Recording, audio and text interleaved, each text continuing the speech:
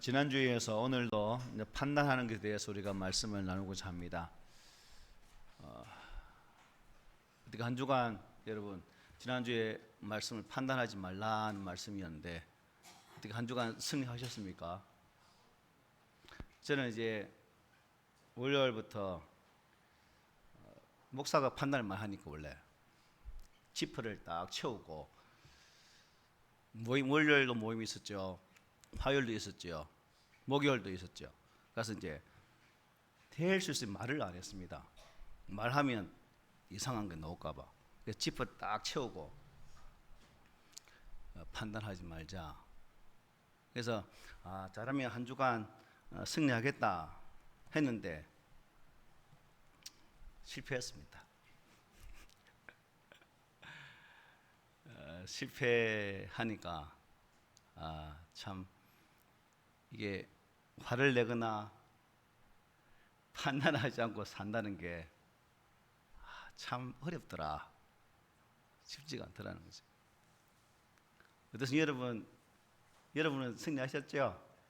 목사는 못 나와서 실패했는데 여러분은 다 한 주간 동안 살아가면서 좋은 말 하고 격려하는 말 하고 위로하는 말 하고 이상한 소리가 귀에 들릴지라도 나쁜 말은 입이 흘러버리고 좋은 말은 꼭 담아서 좋은 말을 하는 한 주간 되셨죠? 네, 감사합니다. 네, 어쨌든 항상 그런 삶을 사셔서 우리 안에 참 영적인 행복이랄까요? 그런 영적인 만족이랄까요? 그러한 것이 가득했으면 참 좋겠다는 생각이 듭니다. 지난주 말씀을 끝맺으면서 판단하는 것은 누구에게 있다 했죠? 하나님께 있다라고 했습니다. 말은 듣지만 그 사람이 어떻게 살았다, 저렇게 살았다 말은 듣지만 또 전하는 사람을 통해서 말을 듣지만 그 말의 주인공, 그 대상이 어떠한 처지, 어떠한 형편에 있는지를 우리가 알지를 못해요. 그냥 전달받는 것이기 때문에. 그래서 자칫 잘못하면 나를 아주 나쁜 사람으로 만들 수 있는 그러한 것이 판단하는 것입니다. 그리고 심지어는 우리 각 심령은 예수 그리스도의 보혈의 값으로 구원받은 하나님의 거룩한 존귀한 자녀입니다. 그러기에 나의 잘못된 말 한마디가, 나의 잘못된 판단과 정죄 한마디가 그 사람을 죽일 수도 있다는 사실이죠. 그런 측면에서 이번 한 주간도 한번 싸워봅시다. 판단하는 말을 들리면 그 즉시 딱 양쪽 귀 샤터 탁 내리시고 또 이 말을 하면 안 되겠다 싶을 때 그때 지퍼를 확 채우시고 그래서 그런 말을 하지 않도록 우리가 조심하는 삶을 살았으면 좋겠습니다. 우월간지 쉼터, 제가 본 책은 2003년 오래된 책이죠. 우월간지 쉼터에 보면 그 내용 속에 바람이 하는 말이라는 내용이 있습니다.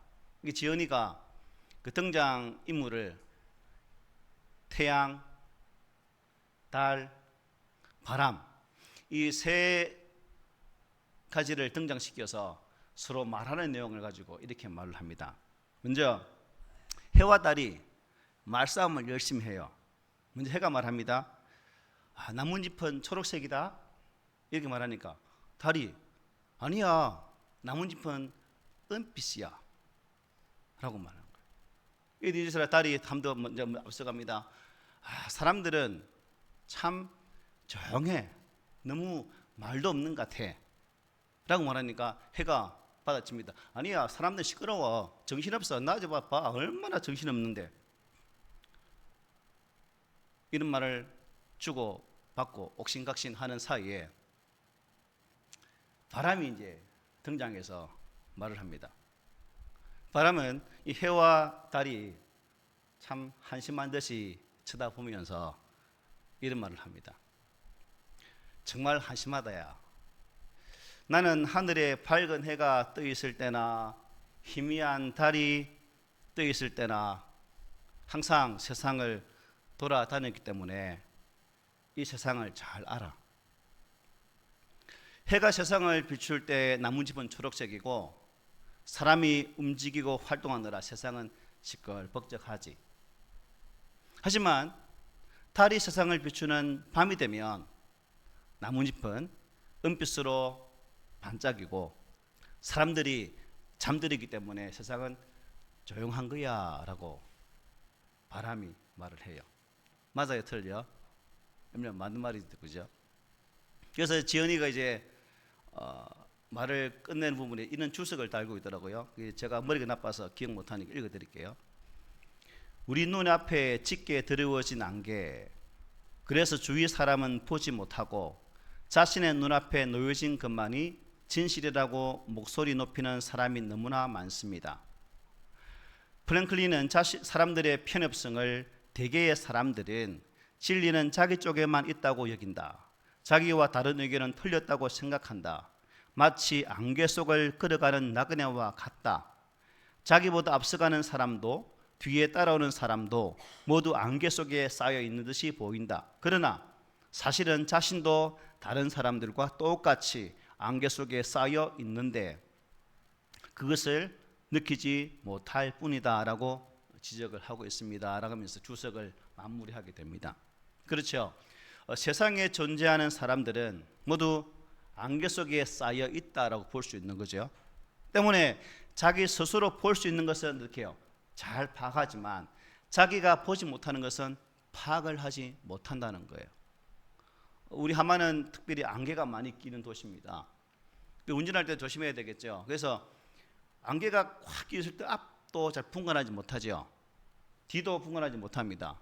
그런 측면에서 판단하고 말한다는 것, 나 역시 타인에게 안개에 쌓여있는 존재라는 거죠. 그래서 나도 너도 우리가 판단하거나 중재해서는 안 된다는 그런 내용의 말이죠. 그래서 참 이런 내용을 보면서 내가 살아가는 삶의 순간순간 내가 한마디 한마디 내뱉는 그 모든 말들 속에 과연 나는 내 말을 듣는 그 타인에게 참 아픔을 주는 그런 삶을 살고 있는 자는 아닐까? 어떻습니까? 대부분 사람들은 대화의 내용을 보면 주도적이기를 원해요. 그래서 보통 자신의 주장을 많이 펼치기도 합니다.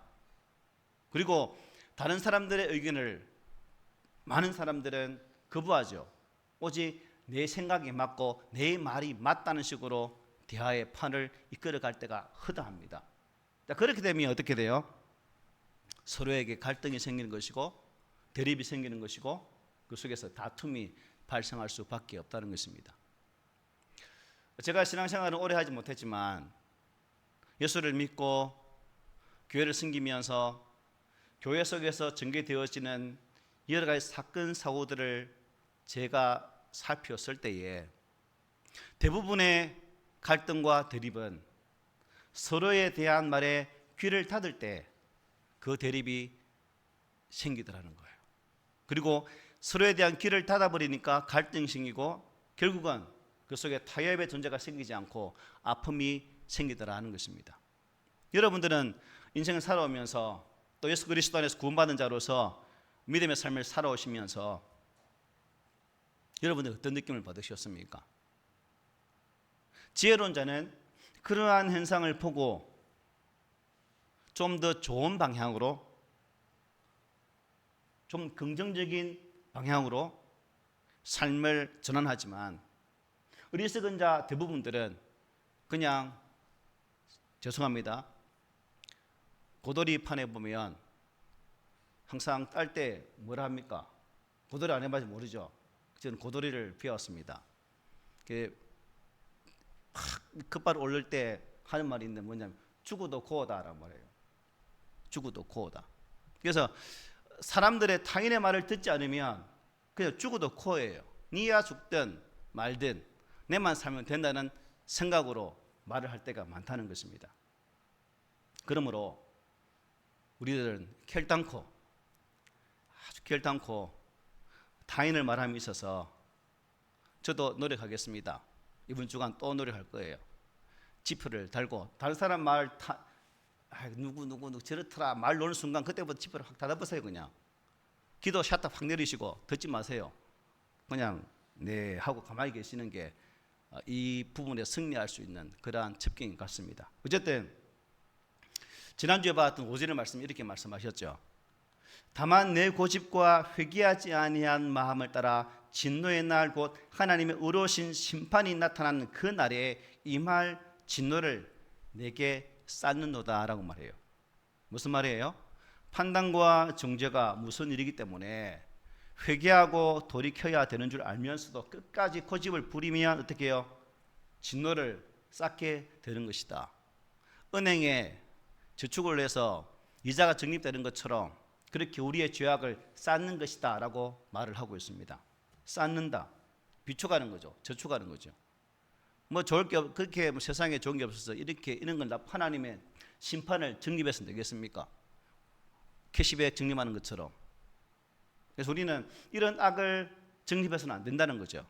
하나님 안에서 선한 믿음의 삶을 살기 위해 영적 싸움을 처절하게 싸우고 그 싸움 가운데서 하나님 앞에 선자로 사는 자가 되어져야 된다는 것입니다.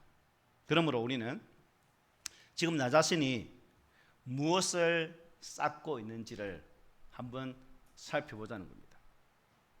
축복을 쌓을지언정 저주만큼은 결코 쌓지 말아야 되겠죠.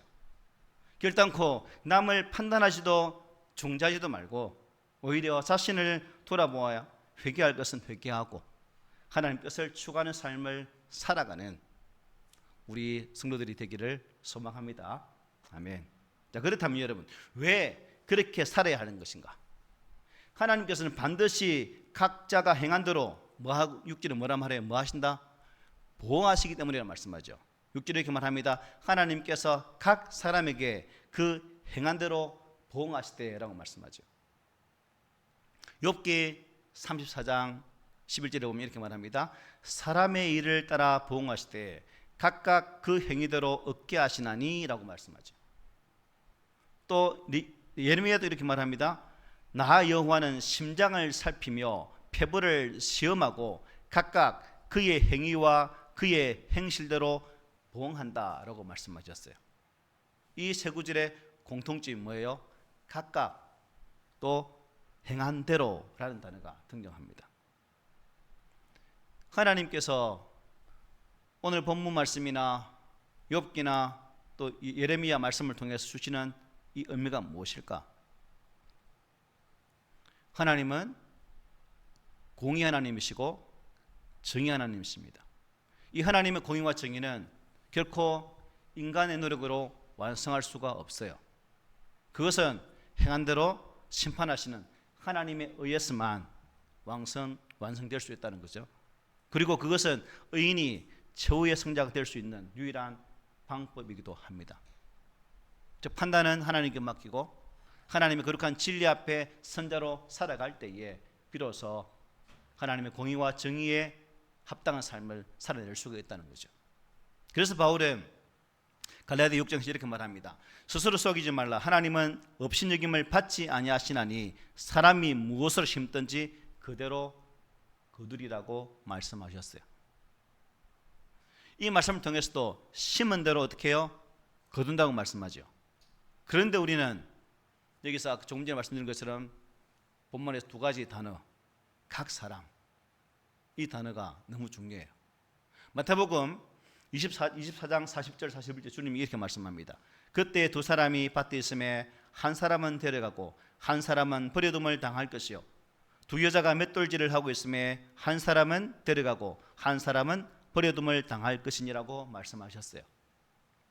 무슨 말이에요? 하나님의 심판은 결코 집단적이지 않고 뭐예요? 개인적이다는 거예요. 즉 구원이 집단적인 것이 아니라 뭐예요? 지극히 개인적이다라는 것을 말씀해 주고 있습니다. 저는 우리 교회 모든 성도들이 이 구원이라는 은혜 속에 들어가는 그러한 공동체가 되었으면 좋겠어요. 그러나 우리가 한 교회에 같이 다닌다고 다 구원받을까요? 아니에요. 제가 항상 강조하죠. 구원은 떨이가 아닙니다. 구원은 그냥 뭉탱이로 그냥 떼어서 주는 게 아닙니다. 하나님과 나와의 1:1 관계를 통해서만 받을 수 있는 것이 구원입니다. 부모의 신앙생활로 이어받는 것도 구원이 아니고, 목사의 말을 통해서도 구원받는 것이 아니고, 오직 나 자신이 예수 그리스도를 나의 구주로 모시게 되어질 때, 또 그분 안에서 진정한 회개와 주의 은혜를 구할 때 비로소 구원의 백성이 될 수 있다는 것이죠. 그래서 우리 가운데는 누구는 구원받을 수 있지만 누구는 구원받지 못할 자리에 있을 수도 있다 없다? 있다는 거예요. 저가 될 수 있겠죠. 이렇게 거룩한 척 말은 줄 알지만 저 목사 속에 너무 더러운 것이 꽉 차서 저 목사만 구원에 쪽 빠지고 여러분만 다 구원받을 수도 있다는 거예요. 그죠? 나 자신이 하나님의 거룩한 구원의 이 말씀 앞에 선자가 되어야 됩니다. 그래서 바로 이 말씀을 전할 때 지금 이 말씀을 받는 대상이 누구예요? 유대인들이죠. 얼마나 놀랐겠습니까? 자신들이 선민이라고, 하나님의 거룩한 백성이라고. 이방인들은 지옥의 땔감밖에 되지 않고 우리는 하나님의 거룩한 나라에 하나님과 함께 거한 거룩한 존귀한 백성인데 라고 자부했던 그들이 이 말씀을 듣고 여러분 얼마나 충격받았겠어요. 그럴까? 그들이 가지고 있었던 특혜의식, 선민의식이 그야말로 박살나는 그런 순간이죠. 그들은 자기들은 이방인과 다르다고 생각했죠. 우리도 마찬가지예요. 나 오늘 예배드리니까 스스로를 아니합니다. 자유합니다. 그래 나 오늘 주일 지켰지. 그래 참 잘했어. 주일 지키지 않는 사람보다 나는 좀 잘한 거야. 예배 자리에 없는 사람보다 나는 좀 특출해 라고 말할 수 있겠지만 여러분 특출하십니까? 한번 물어봅시다. 예배 이 자리에 앉아 계시다고 특출한 거예요? 우리가 하나님의 거룩한 공동체 속에서 주님의 주시는 말씀을 통해서 나 자신을 살펴보고 그 살핌이 나를 새롭게 나가는 그러한 전조로 만들어가지 아니하면, 즉 주의 거룩한 말씀으로 변화되지 않는다면 구원은 남의 이야기일 수도 있다는 사실입니다. 그러므로 저와 여러분들은 부단히 철저하게 나 자신을 또 살피고 살펴서 하나님의 그 말씀에서 떠나 있지는 않은지, 또 주시는 그 말씀이 나의 삶을 온전히 주장하고 있다는 그 사실 앞에 확신을 가지고 있는지를 살피는 작업들을 하자는 겁니다. 그러므로 정신을 바짝 차려야 됩니까? 아니면 해야 됩니까? 정신을 바짝 차려야 돼요. 우리의 삶의 자리가 정신 바짝 차린 상태에서 삶을 살아야지 나사 풀린 것처럼 살아서는 안 된다는 거예요. 그래서 우리 꿈있는 교회 성도들은 항상 나사를 반드시 잘 조여서 매 순간마다 성령의 그 만지심 앞에 반응한 자들이 되시기를 소망합니다. 그리고 행함이라는 단어가 있어요. 행함. 이 행함은 여러분 단순히 겉으로 드러난 행위만을 가지는 것이 아니죠. 이 행함 속에는 생각까지도 다 포함된 것입니다. 하나님께서는 인간의 행위대로 판단하실 때 당신과 어떤 관계를 맺었으며 어떤 생각을 하고 있으며 어떻게 살았는지까지도 어떻게 해요? 보신다는 거예요. 겉으로 드러난 행동은 사람이기 때문에 저 사람 믿음 생활 좋네, 신앙생활 잘하네, 주일날 예배 꼬박꼬박 잘 드리니까 믿으면 좋을 거야 라고 생각할 수 있죠. 그러나 속은 알 수가 없어요. 저분의 생각 속에 무엇이 있는지, 저분의 마음 속에 무엇을 가지고 있는지 사람은 알지를 못해요. 하지만 하나님은 이 행함 속에 우리의 겉으로 드러나는 행동뿐만 아니라 내 마음의 생각까지도 감찰하신다는 거예요. 그래서 옆에 있는 사람은 속일 수가 있어요. 남편도 아내도 속일 수 있어요. 자식도 속일 수 있어요. 그러나 하나님은 속일 수가 없다는 것입니다. 시편에 보면 이렇게 말씀합니다. 여호와여, 주께서 나를 살펴보셨으므로 나를 아시나이다. 주께서 내가 안고 일었음을 아시고 멀리서도 나의 생각을 밝히 아시오며 나의 모든 길과 내가 눕는 것을 살펴보셨으므로 나의 모든 행위를 익히 아시오니 여호와여, 내 혀의 말을 알지 못하시는 것이 하나도 없으시니이다 라고 말씀합니다. 그렇습니다. 하나님께서는 우리의 일거수일투족 세밀하게 살피시되 개인적으로 살피시는 분이십니다. 오늘 우리 교회 그냥 퉁쳐서 보는 게 아니라고 말씀드렸습니다. 나의 마음의 생각까지도 살피시고 판단하시는 분이 하나님이십니다. 그러므로 우리는 바른 믿음, 또 바른 마음을 가져야 되겠죠. 끝까지 참고 인내하면서 바른 삶을 살아야 하고 또 선을 행해야 됩니다. 어떤 분이 성경 공부를 하는 저랑 성경 공부를 하는데 선하게 살면 구원받지요 라고 말하더라고요. 구원받나요? 네, 선하게 산다고 구원받지는 못합니다. 모든 구원의 주체가 하나님 주 예수이기 때문에 예수 그리스도 안에 거해야 참 구원이 있는 거죠. 하나님께서는 끝까지 참고 견디면서 선을 행하는 당신의 백성들을 축복하시는 사실을 저 여러분들 꼭 기억했으면 좋겠습니다. 그리고 이어지는 말씀 보십시오. 7절 10절입니다. 참고 선을 행하여 영광과 존귀와 썩지 아니함을 구하는 자에게는 영생으로 하시고 10절 선을 행하는 각 사람에게는 영광과 존귀와 평강이 있으리니 라고 말씀합니다. 자, 갈라디아 교회의 성도들을 향해서 바울이 뭐라 말하냐면 갈라디아 6장 9절에서 이렇게 말합니다. 우리가 선을 행하되 낙심하지 말지니 포기하지 아니하면 때가 이름에 거둔다라고 말씀했어요. 또 바울은 데살로니가 교회 성도들에게 이렇게 말합니다. 형제들아, 너희는 선을 행하다가 낙심하지 말라라고 말씀했어요. 무슨 말이에요? 선을 행하되 낙심하지 말고 끝까지 인내하면서 선을 행하라는 것입니다. 선을 행하다가 환난과 시험을 당하면 우리가 잘 아는 게 있죠. 낙심할 수가 있습니다. 회의가 생기면 또 낙심할 수도 있겠죠. 비난을 받을 때 또 낙심할 수도 있습니다. 최선을 다해서 참 무던히 애를 쓰고 있음에도 불구하고 열매가 나타나지 않을 때 또 우리는 낙심하기도 합니다.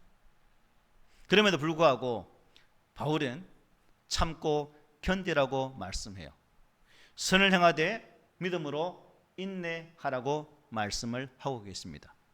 자, 그렇다면 왜 선을 행하며 참고 인내해야 될까요?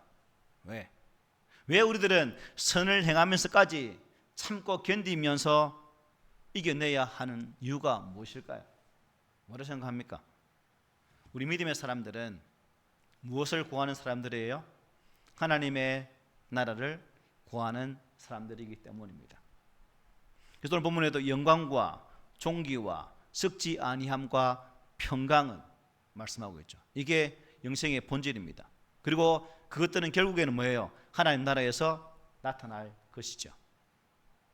이 땅에서 있는 평안, 순간은 될 수 있겠죠. 조금은 될 수 있겠죠. 그런 영원한 평안이 아니라는 거죠. 오직 하나님께서 주시는 그 하나님 나라에서 누리는 그 평안이 참 평안이라고 말씀하고 있는 거죠. 바울은 로마서 8장 18절에 이렇게 말합니다. 생각하건대 현재의 고난은 장차 우리에게 나타날 영광과 비교할 수 없다라고 말해요. 혹시 우리 가운데 예수 믿음을 통해서 고난 가운데 계신 분 계십니까? 장차 나타날 영광과 비교할 수 없음을 아시고 인내하시기 바랍니다. 로마서 8장 이렇게 말합니다. 우리가 소망으로 구원을 얻었음에 보이는 소망이 소망이 아니니 보는 것을 누가 바라리요? 만일 우리가 보지 못하는 것을 바라면 참음으로 기다릴지니라고 말씀하고 계십니다. 하나님의 나라를 사모하는 사람은 아무리 어렵고 힘든 일을 만나고 참고 어떻게 해요? 힘든 일을 만나도 참고 인내할 수 있다는 거예요. 그래서 예수 믿으면 뭐가 있어야 될까요? 좀 끈질긴 맛이 있어야 됩니다. 하나하나 사건에 그냥 픽 쓰러지는 것이 아니라 그런 사건들 속에 사건 사고들 속에서도 견디어낼 수 있는 그 힘, 그것이 우리 가운데 있어야 된다는 거죠. 그러면 하나님께서는 존귀와 영광과 썩지 아니함과 평강을 우리에게 선물로 주신다는 것이죠. 결국 믿음의 사람들이 여러분 끝까지 참고 견디면서 선을 행할 수 있는 결정적인 이유는 영생에 대한 소망, 하나님 나라에 대한 소망이 있기 때문입니다. 여러분에게도 이런 소망이 있나요? 영생에 대한 소망이 있습니까? 하나님 나라에 대한 간절한 소망이 있습니까? 네, 그 소망을 가지고 살아야 돼요. 그런데 영생의 소망을 갖지 못한 악한 자들은 어떨까요? 영생의 소망, 하나님 나라에 대한 소망이 없는 악한 자들은 어떤 모습을 살까요? 오늘 본문이 말씀해요. 8절과 9절 보십시오. 오직 당을 지어 진리를 따르지 아니하고 불의를 따르는 자에게는 진노와 분노로 하시리라. 악을 향하는 각 사람의 영에는 환난과 공고가 있다라고 말씀하죠. 당을 짓는 자, 당을 짓는 자. 여기서 당을 짓는 자들은 이기적인 욕망을 따라 논쟁에 가담하는 자들, 또 이렇게 말합니다. 진리에 대한 명확한 이해가 없어서 어떤 분쟁이 일어나면 항상 쉽게 발뺌하거나 이익이 되는 편에 서는 자라고 설명하고 있습니다. 이런 모습은 예수님께서 활동하던 당시 유대인들에게 쉽게 찾아볼 수 있는 특징 중에 한 모습이었습니다. 그들은 우리 예수님께서 갖가지 이적을 행하실 때에 어떻게 합니까? 예수를 왕으로 삼고 되었습니다. 그리고 환호했습니다. 무리와 군중으로 예수님을 막 따라다녔습니다. 그러나 예수님께서 기득권을 사수하기 위해 힘을 발휘했던 종교 지도자들, 바리새인들, 그들을 통해 억압받고 십자가의 죽음으로 내몰렸을 때에 그 수많은 무리와 군중들은 온데간데 없이 다 사라지고 말았습니다. 이게 우리 사람들이죠. 그렇다면 여러분, 예수님께서 여러분들은 아시잖아요. 말씀을 배웠고 또 여러분의 개인 신앙을 통해서 예수 그리스도가 인격적으로 만나만 되어진 삶을 살고 있는 여러분들은 그 예수 그리스도를 지금도 어떤 분으로 믿고 계십니까? 여러분이 인지하신 예수 그리스도, 내가 만난 예수 그리스도, 지금 내가 생각하고 느끼고 경험하는 그 예수 그리스도는 어떤 분이십니까? 마음에 진리가 없는 분들은 결단코 이 진리의 신 예수를 알 수도 없어요. 그러나 이 진리를 가진 자는 예수 그리스도 안에서 진정한 삶의 이유와 목적들을 발견할 수 있다는 사실입니다.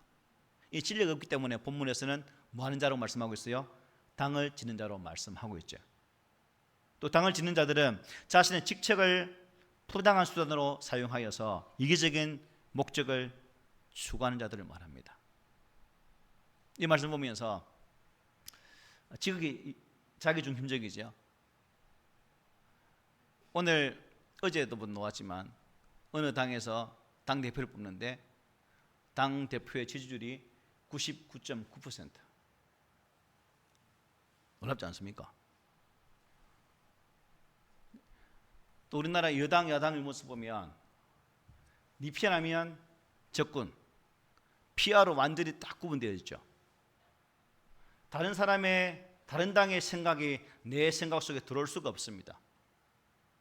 여당의 생각이 야당에 들어갈 수 없고 야당의 생각이 여당에 들어갈 수 없는 그야말로 탁 쪼개진 상태. 이런 상태에서 여러분 나라가 하나 될 수 있겠습니까? 힘들죠. 왜 이럴까요? 자기중심적. 내가 아니면 너도 아닌 거예요. 오직 나밖에 없다는 거예요. 그래서 이들에게 하나님 뭐라 말씀하고 있습니까? 진노와 분노로 그리고 환난과 궁극했다고 오늘 말씀을 통해 우리에게 증거합니다. 진노, 썩에서 끓어오는 확 화난 것 아닙니까? 분노가 뭐예요? 썩에서 폭발하기 직전에 이제 화산으로 말하면 마그마가 속에서 발 끓고 있다가 분노하죠. 분노는 터지는 거거든요. 밖으로 표출되는 분노. 누가 이렇게 한다는 거예요? 하나님께서 당을 짓는 자들에게 그렇게 한다는 겁니다. 하나님의 마음을 격동시킨 그들은 결국 하나님의 심판을 받아서 멸망할 수밖에 없다는 것이 사도 바울의 결론의 말씀입니다. 그리고 환난과 공고죠. 아벨이 동생 가인을 쳐 죽이죠. 왜요? 지 제사는 안 받고 동생의 제사를 받으니까 열이 받은 거예요. 그래서 하나님께서 벌하실 때 뭐라 말하냐면 내 죄벌이 하나님 너무 무거워서 지기 힘듭니다라고 고백합니다. 이 고백은 자신에게 부과되어진 형벌이 순순히 받아들일 수 없을 정도로 너무 크다는 거죠. 이게 사람들입니다. 죄는 지을지언정 그 죄에 대한 대가가 내리면 너무 무겁네요라고 하는 것은 우리 사람이라는 거죠. 다윗이 바세바를 취하고 그의 남편 우리아를 전장에 보내서 죽이게 됩니다.